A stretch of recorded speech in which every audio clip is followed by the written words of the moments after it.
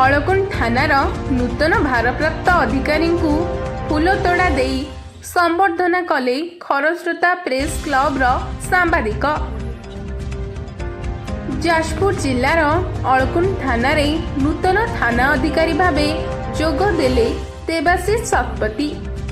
Binjharpur Kharasrota press club ପକ୍ଷରୁ ତାଙ୍କୁ ଫୁଲଗୁଚ୍ଛ ଦେଇ शुभेच्छा जणाइथिले प्रेस क्लबर सभापति रतिलाल भूया, उपसभापति कैलाश चंद्र जेना, शांतनु दास, अमीन अली, सोरशंकर कर, प्रशांत जेना, संतोष नायक इत्यादि सांबादिक माने उपस्थित रही सौजन्यमूलक साक्षात परे परिचय आदान प्रदान करी एक बंधुत्वपूर्ण आलोचना करा जायथिला।